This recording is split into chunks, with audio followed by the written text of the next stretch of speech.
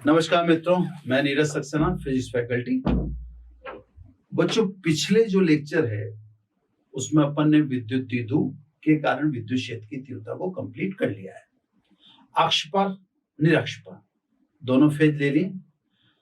द्विध्रुव के कारण विद्युत क्षेत्र की तीव्रता कंप्लीट हो चुकी है, वो टॉपिक कंप्लीट हो चुका। इस चैप्टर में द्विध्रुव का एक और टॉपिक आएगा। एग्जाम पॉइंट ऑफ व्यू से उसको इंपॉर्टेंट नहीं कहते, पर फिजिक्स के पॉइंट ऑफ व्यू से वो टॉपिक बहुत इंपॉर्टेंट होगा, है ना। ये टॉपिक है सब एक समान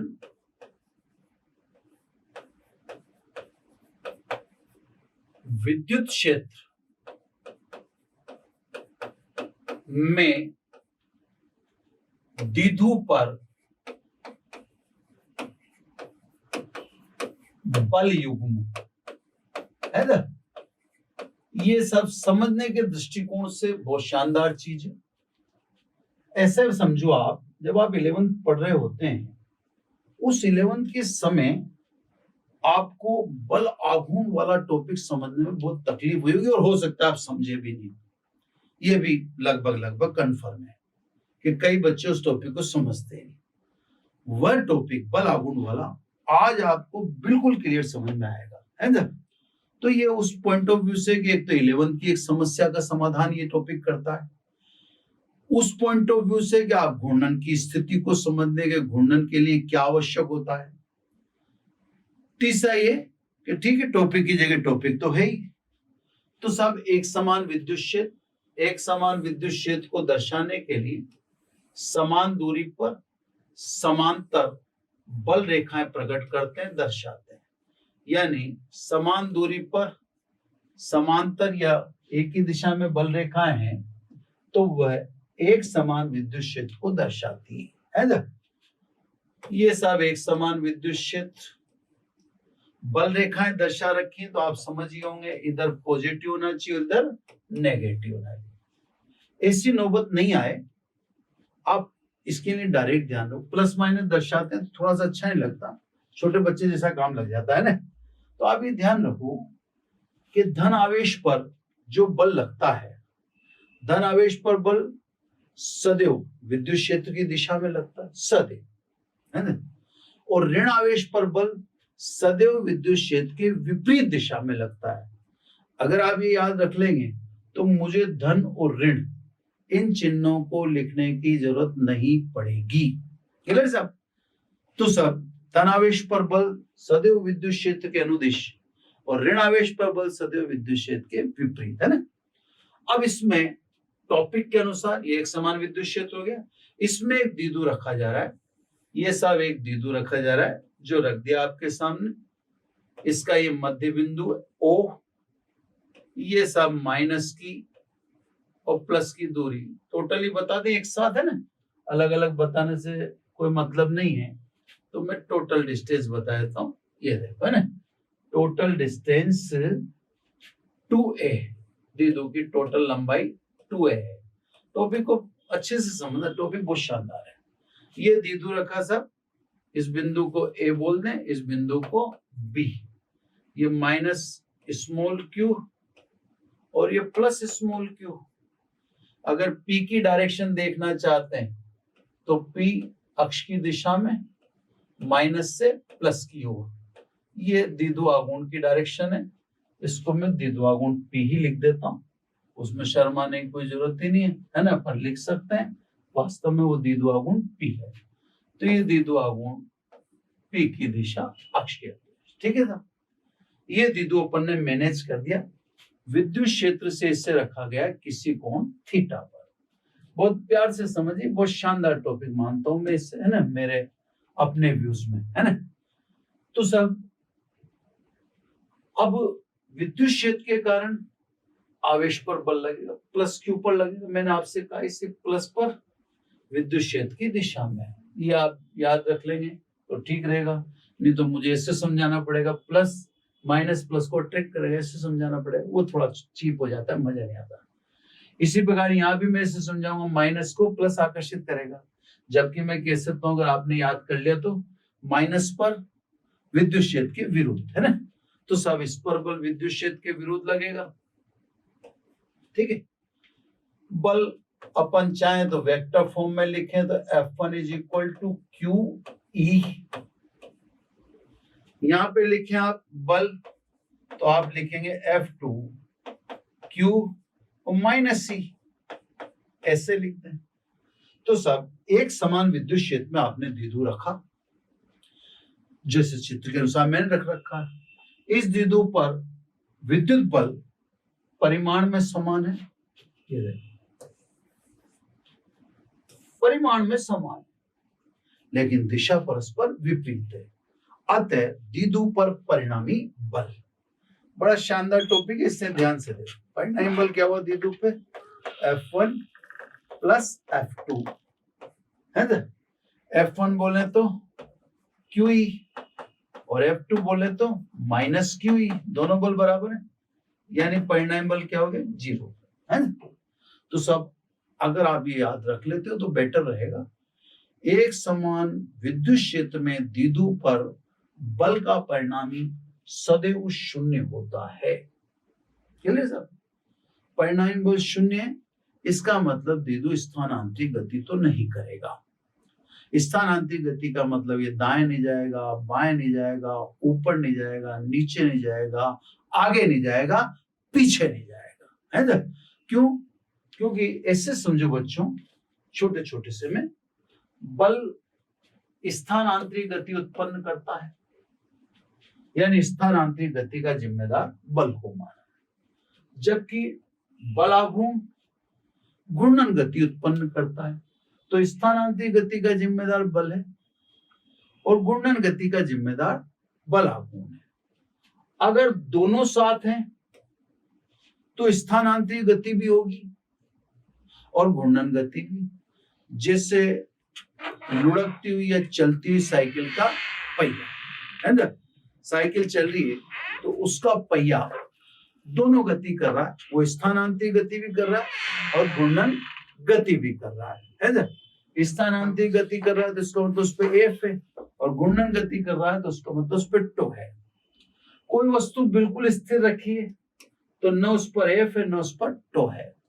तो कहने का मतलब मेरा आप समझ गए होंगे कि F नहीं है, F नहीं है तो डेफिनेटली इस सिचुएशन में स्थानांतरित गति तो नहीं हो रही है ना। अब दूसरा चलते हैं अपन टो की तरफ। क्या बल आघूर्ण उत्पन्न हो रहा है, यानी क्या घूर्णन गति पॉसिबल है? अब इस पर एक चीज क्लियर होगी। अब देखो इस बल की क्रिया रेखा, ये देखो लाइन ऑफ एक्शन, F2 बल की क्रिया रेखा, ये लाइन ऑफ एक्शन। तो यहां पर एक चीज आप साफ देख रहे हो कि बल विपरीत है, परिमाण में समान है, उनका परिणामी 0 है, सब दिख रहा है ना। लेकिन बलों की क्रिया रेखा, लाइन ऑफ एक्शन, एक सरल रेखा में नहीं है। अब यहां पर एक टर्निंग पॉइंट है जो मैं आपको समझाता हूं। ये वस्तु है कोई सी भी, है ना। ये दो बल मैंने लगा दिए, अब ये दोनों बल विपरीत दिशा में लगेंगे। देखो हाथ राइट हैंड आगे गया तो लेफ्ट हैंड पीछे आया, इसी प्रकार लेफ्ट हैंड आगे गया तो राइट हैंड पीछे आया। ये दो बल इस वस्तु पर लग रहे हैं, लेकिन दोनों एक सरल रेखा में या एक सरल रेखा की दिशा में नहीं है। इसकी सरल रेखा इधर है और इसकी सरल रेखा इधर है। तो जब बल परिमाण में समान हो या बल समान हो या समान नहीं भी हो, क्लियर, तो बलों की क्रिया रेखा अगर एक सरल रेखा में नहीं है तो वस्तु में घूर्णन को कोई भी नहीं रोक सकता है, घूर्णन उत्पन्न होगा ही। यही कारण है कि जब हम किसी शीशी का या बोतल का ढक्कन खोलते हैं तो अंगूठा और उंगली, इन दोनों का होना जरूरी। केवल अंगूठे से ढक्कन नहीं खुलेगा और केवल उंगली से भी नहीं खुलेगा। अंगूठा और उंगली दोनों का विपरीत दिशा में बल लगाना आवश्यक है, तब जाके ढक्कन खुल सकेगा। क्लियर साहब? तो यहां भी आपको बल आघूर्ण पैदा करना है। इससे आपने बराबर लेकिन विपरीत दिशा में बल लगाए, लेकिन इन बलों की क्रिया रेखा एक सरल रेखा में नहीं है, और जब बलों की क्रिया रेखा एक सरल रेखा में नहीं है तो घूर्णन उत्पन्न होने से कोई नहीं रोक सकता, और घूर्णन उत्पन्न होगा तो फिर आपको बल आघूर्ण की कैलकुलेशन करनी, सिंपल है ना। तो साहब यहाँ पर बलों की क्रिया रेखा एक सरल रेखा में नहीं है, तो डेफिनेटली हमें बल आघूर्ण की कैलकुलेशन करनी है। बल आघूर्ण समझ में आ गई बात? एक बार मैं संतुष्ट हो जाऊं, एक लाइन को वापस रिपीट कर देता हूं। बल परिमाण में समान है, यानी परिणामी बल शून्य है, लेकिन बलों की क्रिया रेखा एक सरल रेखा में नहीं है। जैसे इसकी क्रिया रेखा ये रही, इसकी क्रिया रेखा एक सरल रेखा में नहीं है। फलस्वरूप बल युग्म उत्पन्न हो जाता है, यानी बल का जोड़ा उत्पन्न हो जाता है। क्रिया रेखा एक सरल रेखा में नहीं है, तो वस्तु का घूमना निश्चित है। वस्तु का घूमना बिल्कुल निश्चित है, और वस्तु घूमेगी तो आप बल की कैलकुलेशन नहीं करो, किसकी करो? बल आघूर्ण। तो बल आघूर्ण टो बराबर बल का परिमाण, ये 11 से उठा रहा है ना। सिचुएशन मैंने यह समझेगी, इनटू बलों के मध्य लंबवत दूरी, बलों के मध्य लंबवत दूरी है ना, लंबवत दूरी यानी वह दूरी जो दोनों बलों से कितना डिग्री कोण बनाती हो? 90 डिग्री। बल का परिमाण, तो दोनों बल का परिमाण सेम ही है, चाहे F1 हो चाहे F2 हो, है ना। तो सब तो बराबर F1 या F2, कोई सा ही बल ले लेंगे।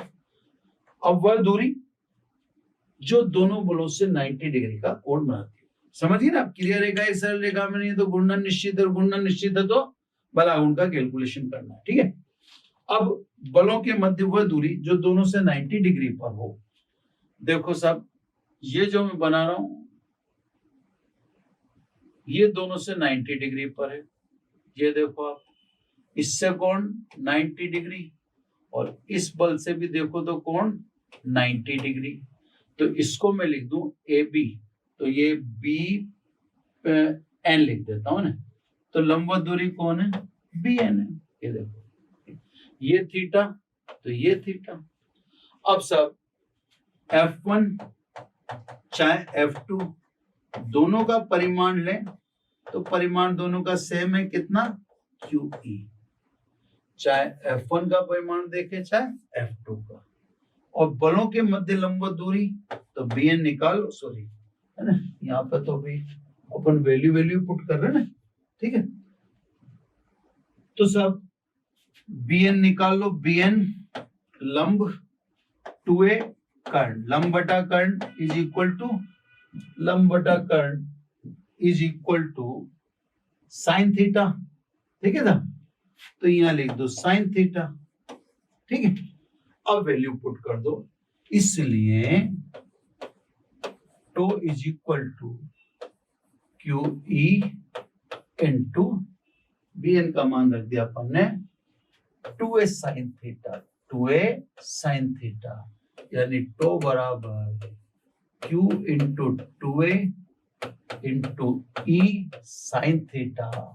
और मैंने आपसे कहा था कि दीदू का कोई सा भी सूत्र हो, दीदू के हर फॉर्मूले में P का आना जरूरी है। P है तो फॉर्मूला दीदू का है, P नहीं है तो फॉर्मूला दीदू का नहीं है ना। तो टो बराबर PE साइन थीटा। अगर इसकी वेक्टर फॉर्म लिखो तो टो बराबर P क्रॉस E है ना। तो सब अब आप देखो, P 0 नहीं है, E 0 नहीं है, और थीटा भी 0 नहीं है, क्योंकि मैंने किसी कोण पर रखा।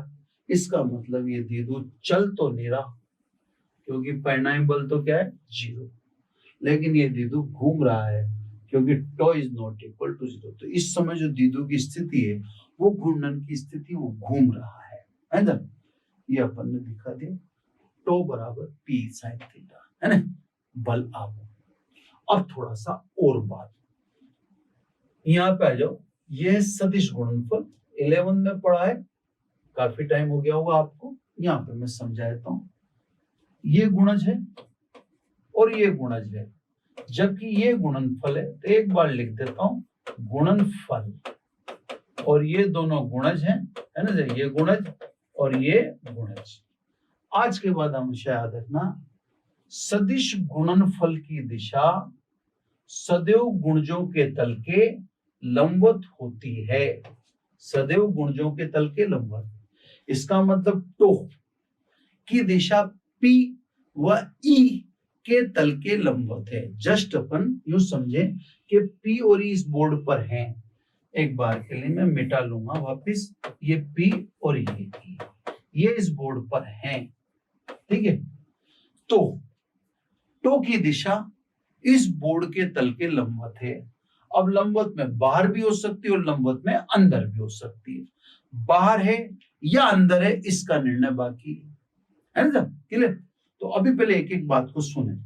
तो P और E के तल के लंबवत है, ये तो क्रॉस प्रोडक्ट का मतलब हो गया। तो जब भी आपके सामने, जैसे मान लो ये अगर मैंने लिखा C बराबर A क्रॉस B, तो आप क्या कहेंगे, C की दिशा A व B के तल के लंबवत है, यानी C उस तल में हो ही नहीं सकता जहां पर A तथा B है। ये तो एक बात क्लियर होगी, आप इसको समझ गए। अब मैं अगली बात करता हूं जिसको समझना है ना। तो अक्षीय सदिश भौतिक राशि है। अक्षीय सदिश और ध्रुवीय सदिश दो सदिश हैं। जो वस्तु की गति की दिशा में होता हो उसे ध्रुवीय सदिश कहते हैं, लेकिन जो अक्षीय दिशा में होता हो उसे अक्षीय सदिश कहते हैं। तो अक्षीय सदिश राशि है। अक्षीय सदिश राशि है तो जिसके सापेक्ष गुणन, जैसे यहाँ पे अपन O के रेस्पेक्ट में गुणन हो रहा है, ये अक्ष है, इसके चारों तरफ दीदू घूम रहा है ना, ये दीदू है, तो ये दीदू इस फिंगर के चारों तरफ घूम रहा है, तो इस उंगली को क्या कहूंगा मैं, अक्ष। ये जैसे ये देखो, ये दीदू है, अभी ये जैसे दोनों फिंगर हैं, अभी दोनों फिंगर के सापेक्ष घूम रहा है पेन, तो इसका मतलब ये दोनों फिंगर के बीच में जो रेखा है उसको कहेंगे अक्ष, है ना। तो मैं बड़ा क्लियर दिखाना चाहता हूं आपको, ये पेन को आप दीदू मान लो, है ना, और ये जो उंगली है इसको अक्ष मान लो। तो ये पेन तो दीदू है, यूं घूम रहा है, और किसकी दिशा में या किसके चारों तरफ, इस उंगली के, तो इस उंगली को क्या कहेंगे, अक्ष, ठीक है साहब। तो सब इस दिशा में यानी फिंगर की दिशा में बला गुण है। तो सब तो एक अक्षीय सदिश भौतिक राशि है जिसकी दिशा P तथा E के तल के लंबवत अक्ष की दिशा में होती है। इस दिशा को ज्ञात करने के लिए दाएं हाथ के नियम का इस्तेमाल करते हैं। यदि P क्रॉस E बोला आपने, क्योंकि अपन ने बोल रखा है P क्रॉस E, तो सब बल आघूर्ण की दिशा P व E के तल के लंबवत बोर्ड के अंदर की तरफ होगी। यहां भी देखो ये P क्रॉस E है ना, तो कहां पर हुआ, डो की दिशा तल के लंबवत अंदर की तरफ, क्योंकि अपन P क्रॉस E बोल रहे, तो P पहले बोल रहे, E बाद में, तो उंगलियों के हिसाब से अंगूठा गुणनफल की दिशा को दर्शाएगा। क्लियर होगी सब, है ना। ये दिशा की बात है। मात्रक की बात, अपन मात्रक बलागुण कई जगह कैलकुलेट होगा, तो आप ध्यान रखिएगा, बलागुण कहीं भी कैलकुलेट हो उसका मात्रक आप यहीं से ही लिखेंगे, यहीं से लिखेंगे, मतलब बल न्यूटन और दूरी मतलब मीटर, तो मात्रक इसका सदैव न्यूटन इंटू मीटर रहेगा। छोटी छोटी बातों में पहली बात केस फर्स्ट, है ना। केस फर्स्ट, यदि थीटा बराबर 0 डिग्री या थीटा बराबर 180 डिग्री, ठीक है ना, थीटा बराबर 0 डिग्री हो चाहे थीटा बराबर 180 डिग्री हो, दोनों पर ही साइन का मान क्या होगा, 0। तो सब फॉर्मूला ये इक्वेशन 1 से बोल दें, 1 से अगर टो देखें तो इस समय टो मिनिमम कितना हो जाएगा, 0, है ना। यानी दीदू अक्ष की दिशा में रखा हो या अक्ष की दिशा के विपरीत, तो उस पर कोई बलागुण कार्य नहीं करेगा, या उस पर कार्यरत बलागुण का मान 0 होगा। इससे दीदू की स्थायी साम्य अवस्था कहते हैं, क्योंकि बल तो 0 है ही सही, और इस समय बलागुण भी 0 है, तो थीटा बराबर 0 स्थायी साम्यावस्था कहलाती है, जबकि थीटा बराबर 180 अस्थायी साम्य। थोड़ा सा क्या कचरा हो रहा है, इसलिए मैं अगले पेज को लेते हुए और आपको ये समझाने की कोशिश करता हूँ। ये देखो साहब, इसको एक बार समझ लो, आगे तकलीफ नहीं होगी, है ना। थीटा बराबर 0, ठीक है। तो ये ई, अब ये देखो, ये मैं पेन चेंज कर लूं इसमें तो आपको जल्दी समझ में आ जाएगा। ये माइनस क्यू और ये प्लस क्यू, अब पीबीसी दिशा में है ना, इसको कहते हैं थीटा बराबर 0, यानी एफ तो 0 है ही सही, वो तो अपन ने दिखाई दिया। इस समय टो मिनिमम भी क्या है, 0 है ना। दीदू इसी अवस्था में रहना चाहता है, इसलिए इस अवस्था को हम कहते हैं स्थायी साम्यावस्था। ये ध्यान से समझना सब, काम की चीज है ये, ठीक है। अब दूसरा अपन ने इसी में लिया, ये ई है ना, और इसी में अपन अब दीदू को दिखा रहे हैं, ये माइनस क्यू और ये प्लस क्यू। ये तो ई की दिशा, अब पी की दिशा इधर होगी, यानी थीटा बराबर 180 डिग्री है ना। थीटा बराबर 180, तो बल का परिणामी तो अभी भी 0 है, बल आघूर्ण अभी भी 0 है, तो इसको आप साम्य अवस्था तो कहोगे, साम्य अवस्था तो कहना पड़ेगा।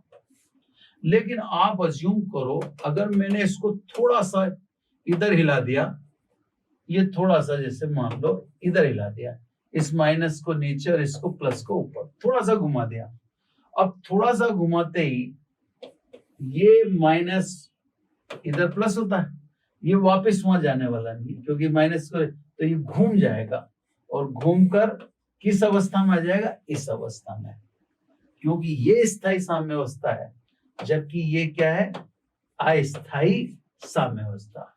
इसी चीज को मैं एक और कंसेप्ट से समझाता हूं जो आपके समझ में आ जाए, है ना।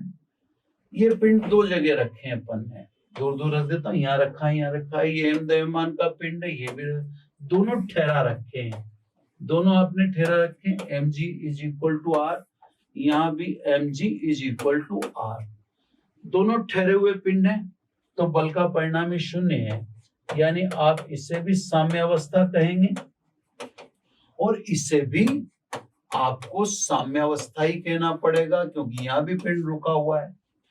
अब इधर देखें, इसको जैसे मान लीजिए आपने शिफ्ट किया इधर या इधर, इसको जब शिफ्ट करते हो तो ये वापस यही आएगा, इसलिए इसको कहते हैं कौन सी साम्य अवस्था, स्थायी साम्य अवस्था।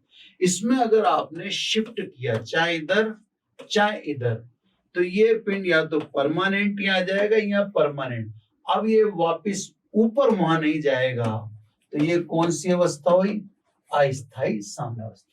ये मैंने आपको बेटर वे में समझा दिया कि मैं थीटा बराबर 0 डिग्री वाले केस को क्या कह रहा हूं, स्थायी साम्य अवस्था, जो मैंने ये आपको चित्र में बना के दिखा रखा है, ये स्थायी साम्य अवस्था। जबकि थीटा बराबर 180 वाले को मैं कह रहा हूं साम्य अवस्था तो कह रहा हूं, लेकिन अस्थायी साम्य अवस्था कह रहा हूं, यानी पिंड यहां आकर सेटल हो जाएगा, यानी किसको चला जाएगा, स्थायी साम्य अवस्था को। ये बात ही मैंने आपसे यहाँ कही कि साहब अगर थीटा, इसमें तो कचरा हो गया तो थोड़ा सा, है ना, तो मैंने अगले एपिसोड अगला पेपर लिया और यहाँ पे समझाया कि ये अस्थायी साम्य अवस्था है, ये थीटा बराबर 0 डिग्री है और ये थीटा बराबर 180 डिग्री, तो ये अस्थायी साम्य अवस्था है और ये स्थायी साम्य अवस्था है, जिसको फिर मैंने एक पहाड़ वाले चित्र से आपको समझा दिया।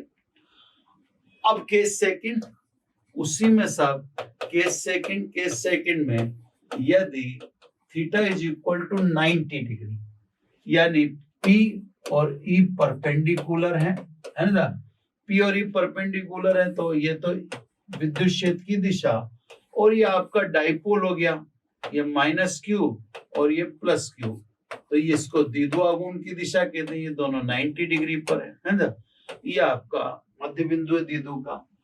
तो साहब इस समय साइन थीटा +1 हो गया, तो टो मैक्सिमम कितना होगा, +PE, फॉर्मूले से दिखा देता हूं मैं आपको, है ना, फॉर्मूले से देख लें आप कि फॉर्मूला यहाँ पे पीछे चला गया तीसरे ये देखो पी साइन थीटा, क्योंकि थीटा बराबर आपने लिख दिया 90 degree, sine 90 is equal to 1, तो टो बराबर पीई है ना। तो सब ये इसका केस रहे दोनों है ना, उसमें थीटा बराबर 0 180 को आगे भी मेरे को समझाना है, कहीं ना कहीं मैंने वैसे आज बहुत एनर्जी उसमें लगा दी। अब लास्ट में नोट में सब अगर विद्युत क्षेत्र एक समान नहीं होता, अगर विद्युत क्षेत्र असमान है तो फिर ध्यान रखें एफ भी 0 नहीं, टो तो 0 होगा ही नहीं, टो तो किसी भी कीमत पे 0 है, लेकिन अब एफ भी 0 नहीं होगा। क्यों? क्योंकि अब आप करेंगे एफ बराबर F1, अब F1 मान लो ये QE1 और F2 ये हो गया QE2, क्योंकि मैंने अब दो विद्युत क्षेत्र लगा दिए, कौन कौन से, E1 E2 है ना। अगर E1 बराबर E2 है तो आप बल का परिणामी शून्य कह देते हैं, क्योंकि खत्म हो जाता है E1 is equal to E2 है ना। तो E1 is equal to E2 तो परिणामी बल क्या हो जाएगा, 0 हो जाएगा। लेकिन E1 is not equal to E2 तो परिणामी बल 0 नहीं होगा। क्लियर साहब? तो साहब यदि विद्युत द्विध्रुव असमान विद्युत क्षेत्र में रखा है तो उस पर बल भी कार्य करेगा, यानी उसकी स्थानांतरित गति भी होगी, बल आघूर्ण तो करेगा ही करेगा, यानी उसकी घूर्णन गति भी होगी, यानी द्विध्रुव ठीक वैसी गति कर रहा होगा जैसे लुढ़कती हुई साइकिल का पहिया। लुढ़कती हुई साइकिल का पहिया स्थानांतरित गति भी करता है, यानी एक जगह से दूसरी जगह भी जाता है और घूमता भी है। तो ये बच्चों ज्ञानवर्धक और शानदार टॉपिक, इंपोर्टेंस एग्जाम वाइज नहीं है इस टॉपिक की, लेकिन ये टॉपिक आपको बल आघूर्ण को पूरा क्लियर करता है। इसको आप देखिए बार बार, मैंने पूरी कोशिश की, फिर भी कोई कमी रहती है तो आपको वो भी पूर्ति करेंगे, ठीक है। अब बच्चों अगला टॉपिक अपन क्यों पढ़ रहे हैं, तो अब मैं आपको बता दूं कि हमने दो विद्युत क्षेत्र कैलकुलेट कर ली, बिंदु आवेश के कारण और द्विध्रुव के कारण। अब हमें आगे अभी और भी विद्युत क्षेत्र कैलकुलेट करने हैं, आवेशित गोले के कारण, तार के कारण, परत के कारण, पट्टिका के कारण, तो हमें और भी विद्युत क्षेत्र कैलकुलेट करने हैं। अब अन्य विद्युत क्षेत्र भी कैलकुलेट करने हैं तो स्वाभाविक रूप से हमें उसके लिए अब तैयारी करनी है, यानी ऐसे समझा आप, हमें अब जाना है किसकी तरफ, गाउस के नियम की तरफ। गाउस के नियम पर आप डायरेक्ट अप्रोच नहीं कर सकते। गाउस के नियम की तैयारी से पहले आपको विद्युत फ्लक्स पढ़ना पड़ेगा, पढ़ेंगे सब पर, है ना। विद्युत फ्लक्स के बाद या उससे भी पहले अपने को पढ़ लेना चाहिए आवेश वितरण। भाई एक्चुअली क्या है, अब हमारा एक विजन होता है, हम ये देखते हैं कि यार हम किस टॉपिक की तरफ जा रहे हैं। उस टॉपिक जब तक आ जाएगा, हमें तो विद्युत क्षेत्र कैलकुलेट करना है, तो बीच की जितने भी अपने अवरोध हैं या जो जो टॉपिक हैं बीच बीच में आ सकते हैं, जो बीच बीच में हमें परेशान कर सकते हैं, उन सभी टॉपिक्स को हम पहले ले लेते हैं, ताकि हम जब गाउस का नियम पढ़ाएं तो फ्रीली, गाउस का नियम पढ़ाते समय पूर्णतः हम गाउस पर ही फोकस हों, अन्य चीजों पे नहीं। तो सब अब वहां तक जाने के लिए हमें सबसे पहले लेना आवेश का वितरण। तो अब मैं नए टॉपिक से बात चालू करता हूं, आवेश का वितरण से, है ना। तो और उलझते हैं यार बार बार, ठीक है। चलो, डिस्ट्रीब्यूशन ऑफ चार्ज, आवेश का वितरण, है ना। बहुत गंभीर टॉपिक नहीं है, सामान्य सिंपल टॉपिक है, उसको सिंपल तरीके से ही लें। उस टॉपिक को कोई स्पेशल बनाने की कोई आवश्यकता नहीं, सिंपल। आवेश का वितरण, ये वितरण दो प्रकार का होता है। एक तो असतत, है ना, विविक्त कह सकते हैं, इंग्लिश में कहें तो डिसकंटिन्यू, है ना, कंटिन्यू डिस्ट्रीब्यूशन ऑफ चार्ज। जैसे मान लो त्रिभुज के तीनों कोनों पर आवेश रखा है Q1, Q2, Q3, इसको अपन कहेंगे असतत वितरण। कोई उनमें क्रमबद्धता नहीं है, कोई सततता नहीं है, कोई रेगुलेटरी नहीं है। जैसे हम कहें आयत के या चतुर्भुज के कोनों पर रखा आवेशित निकाय की बात करें, ये असतत वितरण है। इस वितरण में कोई नियमितता नहीं, अनियमितता है ना। तो आवेश के ऐसे वितरण जिनमें कोई नियमितता नहीं हो, जिनमें आवेशों के बीच की दूरी अधिक या कम हो, है ना, ऐसे आवेश के वितरण को या ऐसे आवेशित निकाय को या आवेश के वितरण को असतत या विविक्त आवेश वितरण कहते हैं। ये तो हो गया साहब एक, है ना। अब चले साहब जो मुख्य है ना, उसकी तरफ फोकस हो अपन। अब आ जाइए सेकंड, है ना। अपने को ज्यादा फोकस सेकंड पे ही होना था, है ना, तो अपन इस सेकंड पे ही कंसंट्रेट होते हैं। अब इसको मैं आपको समझाता हूं, ये काम की चीज है। अब आ जाइए नंबर 2। नंबर 1 तो हो गया, है ना। नंबर 2 सतत आवेश वितरण। सतत आवेश वितरण, है ना। पहली बात तो नाम से स्पष्ट, इंग्लिश में बोले तो कंटिन्यू चार्ज डिस्ट्रीब्यूशन। आवेश का ऐसा वितरण जिसमें आवेशित अल्पांशों के बीच दूरी नगण्य हो, अर्थात आवेशित अल्पांश बिल्कुल समीप हो, उसे सतत आवेश वितरण कहते हैं। तो सब नाम जैसा नाम वैसी डेफिनेशन के साथ आवेश का ऐसा वितरण जिसमें आवेश अल्पांशों के मध्य दूरी अत्यल्प हो, नगण्य हो, है ना, यानी आवेश बिल्कुल पास पास हो, ऐसे वितरण को सतत आवेश वितरण कहते हैं। सतत आवेश वितरण 3 प्रकार का होता है। बिल्कुल क्लियर, है ना। मैं कंफर्टेबली समझाने की कोशिश कर रहा हूं, इजी टॉपिक है इसलिए, है ना। सतत आवेश वितरण में पहला वितरण रेखीय आवेश वितरण, नंबर 1, है ना। या ABC में लिख दो, ए रेखीय आवेश वितरण, है ना। स्पेस का थोड़ा चक्कर पड़ सकता है, मेरे को बीच में पन्ना चेंज करना पड़ सकता है ना। रेखीय आवेश वितरण,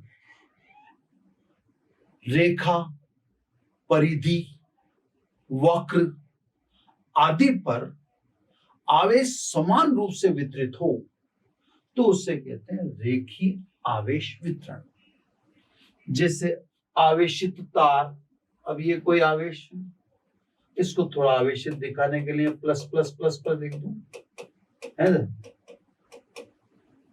इसमें समान रूप से आवेश वितरित है, तो ऐसा वितरण, आप ऐसे वितरण को बोलेंगे रेखीय आवेश वितरण। ठीक है सर। इसका मैंने सबसे अच्छा एग्जांपल बता दिया, आवेशित तार। ठीक है। अब सब इसी से रिलेटेड फिजिकल क्वांटिटी, भौतिक राशि क्या है, रेखीय आवेश घनत्व। रेखीय आवेश घनत्व को लैम्डा से बोलते हैं, है ना। इकाई लंबाई में आवेश को रेखीय आवेश घनत्व कहते हैं, या एकांक लंबाई में आवेश को रेखीय आवेश घनत्व कहते हैं। यदि तार की कैपिटल L लंबाई पर समान रूप से वितरित आवेश कैपिटल Q है, L तार की कुल लंबाई है, उस पर समान रूप से वितरित आवेश का टोटल कितना है, Q है, तो इकाई लंबाई में आवेश कितना हुआ सर, Q/L। इसी को कहते हैं लैम्डा, यानी इसी को कहते हैं रेखीय आवेश वितरण, है ना, लैम्डा। अब मैं तो देखो ऐसे समझाऊं आपको, मात्रक इसका क्या है, कूलाम प्रति मीटर। तो मैंने तो ये जाना कि मात्रक पकड़ लो, मात्रक कूलाम प्रति मीटर है। कूलाम प्रति मीटर का मतलब ही क्या हो, इकाई लंबाई में आवेश। तो जहां भी कूलाम प्रति मीटर मात्रक हो तो कूलाम प्रति मीटर में आप समझ जाना इकाई लंबाई में आवेश। इसका साहब जैसे एग्जाम्पल लें अपन, है ना, एग्जाम्पल में इधर डालते हैं, है ना, आपको स्पेस की कमी नहीं लगेगी। मैं चाहूंगा तो इसको मिटा लूंगा, जैसे भी पन्ना बदलना होगा तो बदल लूंगा, है ना। तो इसका एग्जाम्पल चलो इधर ले लेता हूं मैं, ताकि अपन को समझ में कंफर्टेबल ही है ना। इधर एग्जाम्पल इसका ले लेते हैं, ठीक है। देखिए आवेश वितरण चल रहा है ए में, है ना। इसका एग्जाम्पल ले लिया अपन ने कि सब यदि 8 त्रिज्या का वृत्त है और इस पर कुल आवेश जो वितरण है वो कैपिटल क्यू है, ये कुल आवेश का वितरण कैपिटल क्यू है, तो लैम्डा कितना होगा, तो सब 2 पाई आर लंबाई पर आवेश कैपिटल क्यू, तो इकाई लंबाई पर आवेश कितना होगा, क्यू अपॉन 2 पाई आर। इससे ही कहते हैं रेखीय आवेश वितरण। मात्रक देख लो कूलाम प्रति मीटर। अब बच्चों एक बात का विशेष ध्यान रखना, अगर मैंने कहीं बोल दिया रेखीय आवेश घनत्व लैम्डा है, तो जब मैं लैम्डा बोल देता हूं तो मैथमेटिकल टर्म तो आप समझते ही, जो मैंने लिख दी, यहां भी लिख दी, यहां भी। लेकिन एक बात ध्यान रखना कि अगर मैं रेखीय आवेश घनत्व शब्द का इस्तेमाल करता हूं तो तभी कर सकता हूं जब आवेश का वितरण एक समान हो। अगर आवेश का असतत वितरण है तो लैम्डा का इस्तेमाल आप नहीं कर सकते। तो जब अपन रेखीय आवेश घनत्व बोलते हैं, लिखते हैं, तो ऐसा लिखते ये क्लियर मान लिया जाता है कि आवेश का समान रूप से वितरण है, ठीक है ना। तो ये आपको मैंने दिखा दिया ए यानी रेखीय आवेश वितरण। सतत आवेश वितरण 3 प्रकार का हो सकता है। अब आ जाओ बी, है ना, बी ये दूसरा पृष्ठ आवेश वितरण, नाम से स्पष्ट है, और प्रकार अपन पढ़ रहे सतत आवेश वितरण के। स्पेस नहीं हो रही थी, फिर मैंने इसे टॉपिक वाइज इसको डिवाइड कर लिया, ठीक है। टॉपिक वाइज डिवाइड करके दिखा रहा हूं। पृष्ठ आवेश वितरण, तो यदि आवेश किसी सतह पर, वो बोले गोले की सतह हो चाहे ये खोखला गोला है ना, चालक गोला भी हो सकता था, क्योंकि हम जानते चालक को दिया गया आवेश उसकी सतह पर समान रूप से वितरित हो जा रहा है। सतह जैसे ये पृष्ठ है, परत है साहब आवेशित, इस पर आवेश समान रूप से डिस्ट्रीब्यूट है, वितरित है, तो ऐसे वितरण को अपन कहेंगे पृष्ठ आवेश वितरण।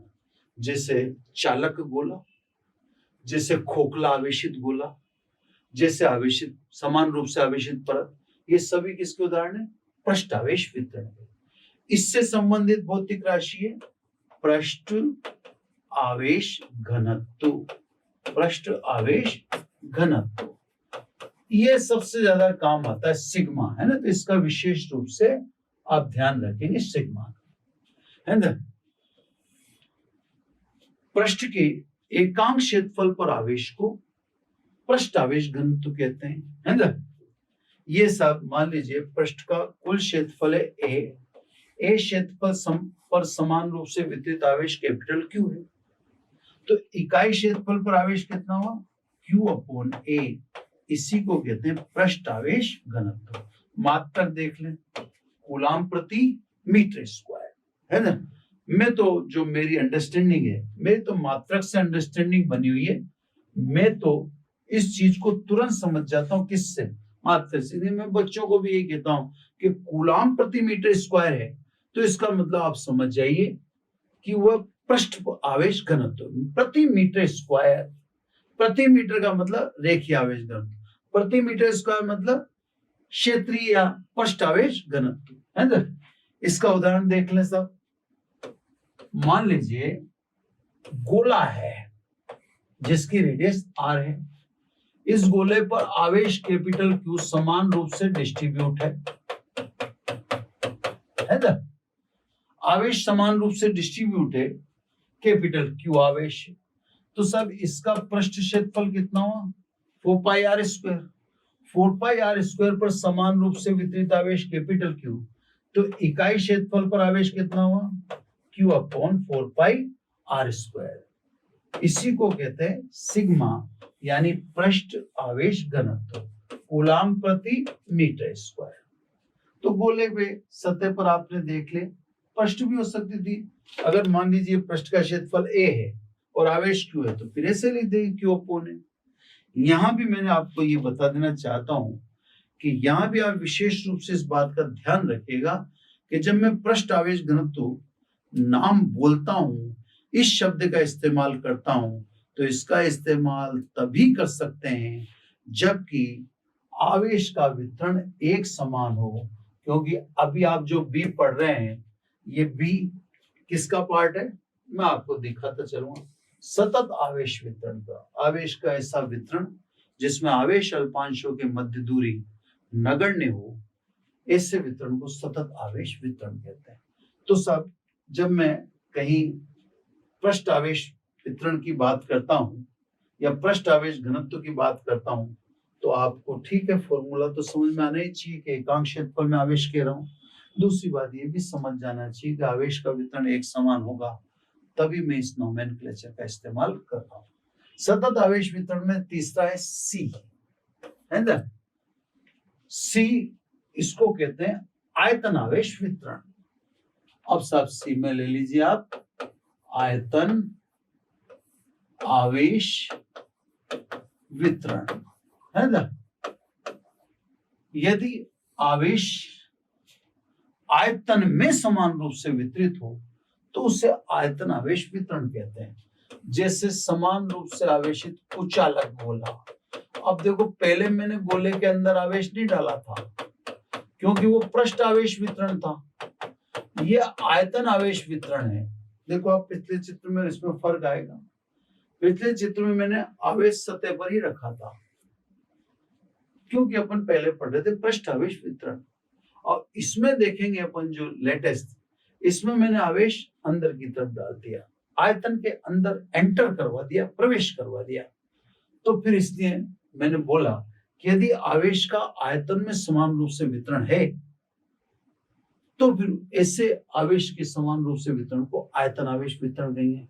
जैसे समान रूप से आवेशित पराविद्युत कुचालक विद्युतरोधी अचालक गोला जो आपके सामने है। इससे भी सब एक टर्म रिलेटेड है ना। उस टर्म को मैं पहले बता देता हूं। वो टर्म है आयतन आवेश घनत्व, है ना। इसको रो से डिनोट करते हैं, है ना। डेफिनेशन है एकांक आयतन में आवेश को आयतन आवेश घनत्व कहते हैं। यदि इस गोले का आयतन कैपिटल V है और इसके अंदर समान रूप से वितरित आवेश कैपिटल Q है, तो V आयतन में आवेश कैपिटल Q, तो एकांक आयतन में आवेश Q अपॉन V, इसको कहते हैं आयतन आवेश घनत्व।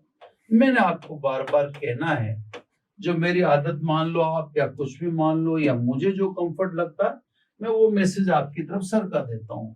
मैं तो इसको याद रखूंगा कूलाम प्रति मीटर क्यूब से, है ना। तो मेरे लिए तो ये कूलाम प्रति मीटर क्यूब, मैं तो कूलाम प्रति मीटर क्यूब से समझ जाऊँ। कूलाम प्रति मीटर से मैं समझ जाता हूँ रेखीय आवेश घनत्व, कूलाम प्रति मीटर स्क्वायर से समझ जाता हूँ पृष्ठावेश घनत्व, और कूलाम प्रति मीटर क्यूब इससे समझ जाता हूं मैं आयतन आवेश घनत्व। तो मैं आपको बार बार रिपीट कर रहा हूं कि अपने को कोई ऐसी टफ साइंस नहीं लेनी, अपने तो बिल्कुल सिंपल सा काम है कि कूलाम प्रति मीटर क्यूब है, इसका मतलब वो आयतन आवेश घनत्व है ना। इसका भी सब एग्जाम्पल ले लो आप, ठीक है।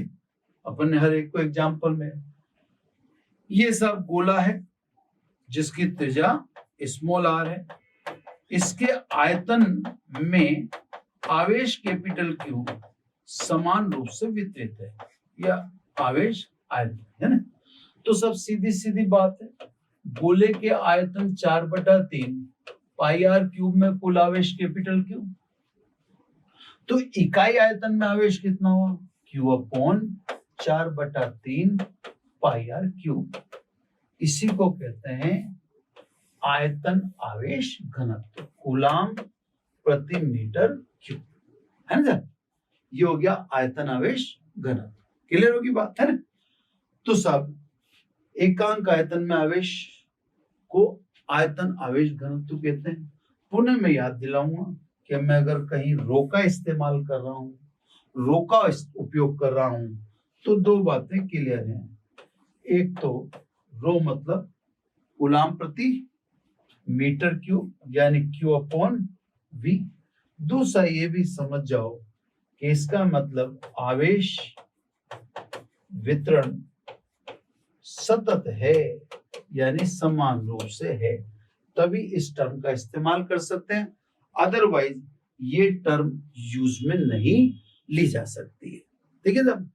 तो अपने को अब इस गाउस के नियम की तरफ चलने का मैंने आपको बताया था कि तरीका है, जिसमें आवेश के वितरण देख चुके अपन।